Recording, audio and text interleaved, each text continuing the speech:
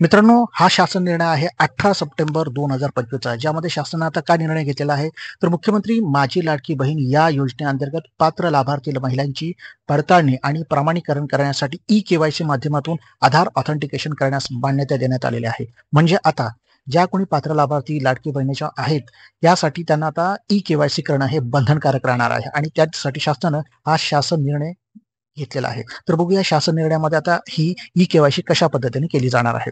तर बघा, राज्यातील महिलांच्या आर्थिक स्वातंत्र्यासाठी आणि त्यांच्या आरोग्य आणि पोषणात सुधारणा करण्यासाठी आणि कुटुंबातील त्यांची निर्णायक भूमिका मजबूत करण्यासाठी महाराष्ट्र राज्यात मुख्यमंत्री माझी लाडकी बहीण योजनेची प्रभावी अंमलबजावणी करण्यात येत आहे. सदर योजनेअंतर्गत पात्र लाभार्थी महिलेला थेट लाभ हस्तांतराद्वारे डायरेक्ट बेनिफिट ट्रान्सफर अर्थात डीबीटी आर्थिक लाभाची रक्कम जमा करण्यात येत आहे.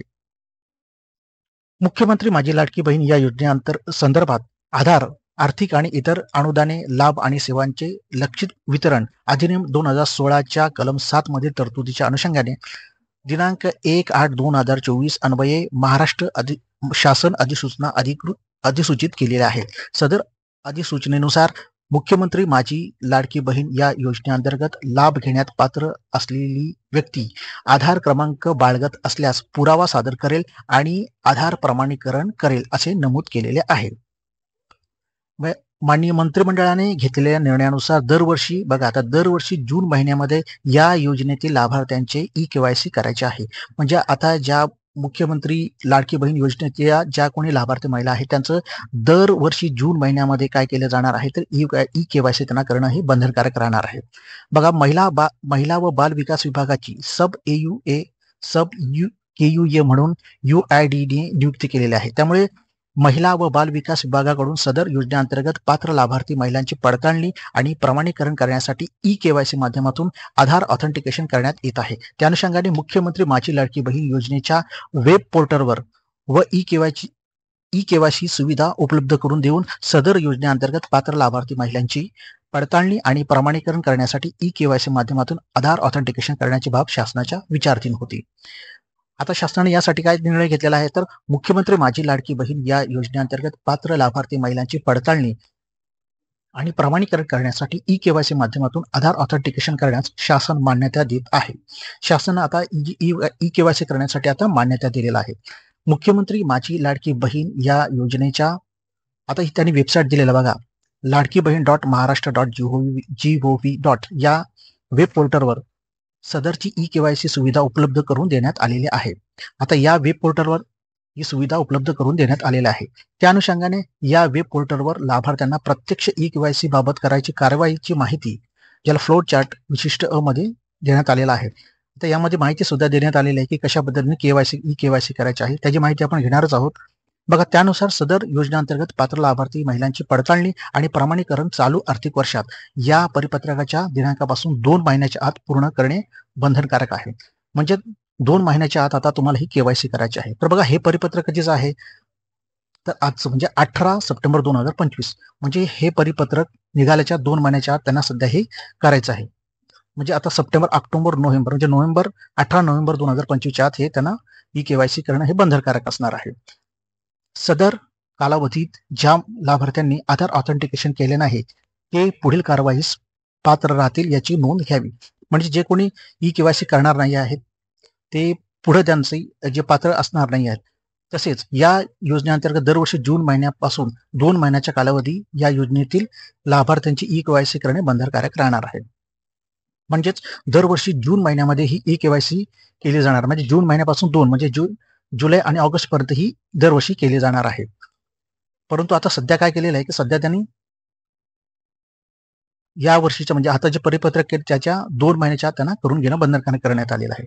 तर एकंदरीत आता आपण बघूया की ही ई केवायसी कशा पद्धतीने केली जाणार आहे. बघा, मुख्यमंत्री लाडकी बहीण या योजनेच्या लाभार्थ्यांना प्रत्यक्षात ई केवायसी बाबत करायच्या कार्यवाहीची माहिती फ्लो चार्ट. आता यामध्ये कशा पद्धतीने ई केवायसी केली जाणार आहे, तर बघा, लाभार्थ्यांनी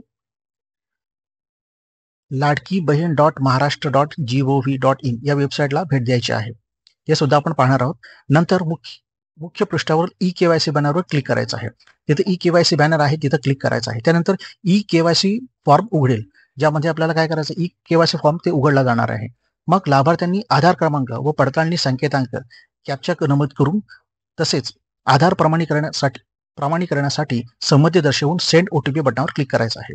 सेंड ओटीपी बटनावर क्लिक करायचं आहे. त्यानंतर काय करायचं आहे की आपले ई-केवायसी आधीच पूर्ण झाले किंवा नाही हे तपासले जाणार आहे. तिथं तुमची तपासणी केली जाईल की तुमचं ई-केवायसी झालेलं आहे किंवा नाही. जर आपल्याला होय असेल तर ई-केवायसी आधी पूर्ण झाले असा संदेश प्राप्त होईल. आणि जर का आपल्याला नाही आले, म्हणजे जर का तुम्हाला तिथून मेसेज आला की तुमची ई-केवायसी झाली नाही, तर मग काय करावं लागेल तुम्हाला, तर आधार क्रमांक लाभार्थ्यांच्या मंजूर यादीत आहे की नाही हा तपासला जाईल. त्यानंतर काय केलं जाणार आहे, ही आधार क्रमांक मुख्यमंत्री लाडकी बहीण योजनेस पात्र यादीत नाही असा संदेश येणार आहे. अशा पद्धतीचा एक संदेश येईल की तुमचा जो आधार कार्ड आहे तो पात्र लाभार्थ्यांच्या यादीमध्ये नाही आहे. मग काय करायचं की लाभार्थ्यांना आधार लिंक मोबाईलवर प्राप्त ओटीपी स्क्रीनमध्ये टाकून सबमिट या बटनावर क्लिक करायचं आहे. त्यानंतर आपल्याला काय करायचं की ती ओटीपी आलेला आहे तो त्याच्यावर डाऊन सबमिट करायचा आहे. यानंतर पुढची प्रोसेस काय, त्यानंतर ई-केवायसी पृष्ठावर पती वडील यांचा आधार क्रमांक नमूद करून पडताळणी संकेतांक कोड कॅप्चा नमूद करावा. तसेच आधार प्रमाणीकरणासाठी संमती दर्शवून सेंड ओटीपीवर क्लिक करायचं आहे. म्हणजे त्यानंतर तुम्हाला काय सांगतं, तुमचा ओटीपी घेतल्यानंतर तुमचे पती किंवा वडील यांचं काय करायचं आहे की आधार क्रमांक टाकायचा आहे आणि त्यांना त्यांच्या आधार क्रमांकावर त्यांचा एक ओटीपी जाणार आहे.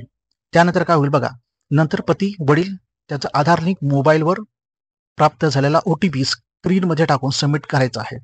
त्यानंतर त्यांचा तो ओटीपी जे येणार आहे त्यावर तो टाकून त्याने सबमिट करायचा आहे. मग पुढे काय सांगितले त्यांनी, यानंतर लाभार्थ्याने जात प्रवर्ग निवडायचा आहे. यानंतर आपल्याला जात प्रवर्ग निवडण्याचा ऑप्शन येणार आहे. नंतर खालील बाब प्रमाणित डिक्लेरेशन करायचे आहे. मग एक डिक्लेरेशन करायचं की माझ्या कुटुंबातील सदस्य नियमित कायम कर्मचारी म्हणून सरकारी उपक्रम मंडळ, नंतर भारत सरकार किंवा राज्य सरकारच्या स्थानिक संस्थेमध्ये कार्यरत नाही आणि सेवानिवृत्तीनंतर निवृत्तीवेतन घेत नाही, असं त्यावर क्लिक करायचं आहे. हो किंवा नाही तिथे क्लिक करायचं आहे. नंतर माझ्या कुटुंबातील केवळ एक विवाहित आणि एक अविवाहित महिला लाभ घेत आहे, होय किंवा नाही तिथे क्लिक करायचं आहे. आणि नंतर चेकबॉक्स क्लिक किंवा सबमिट करून आपल्याला तो बटन काय सबमिट करायचं आहे. आता यानंतर काय होईल की बघा, सक्सेस तुमची केवायसी पडताळणी यशस्वीरित्या पूर्ण झालेली आहे असा संदेश येणार आहे. म्हणजे यानंतर काय होणार आहे की अशा पद्धतीने ही केवायसी केली जाणार आहे. खाली तुम्हाला डिस्क्रिप्शन मध्ये हा GR सुद्धा देतो, तिथून तुम्ही पाहून तो डाउनलोड करू शकता आणि तो पाहू शकता. एकंदरीत आपण इथं लक्षात घ्यायचं आहे की आता वडील किंवा पती यांचा आधार क्रमांक टाकला जाणार आहे आणि त्याद्वारे तुमची जी व्हेरिफिकेशन आहे ती केली जाणार आहे. म्हणजे साहजिकच आहे की जर का एखादा वडील किंवा पती हे सर्व्हिसला असतील किंवा इतर काही त्यांच्याकडं 2 लाखापेक्षा जास्त उत्पन्न असणार आहेत, आता असे जे लाभार्थी आहेत ते कदाचित आता यातून बाद होऊ शकतात. त्यामुळे मित्रांनो, पुढच्या व्हिडिओमध्ये आपण ही ई-केवायसी कशी करायची हे नंतर पाहणार आहोत.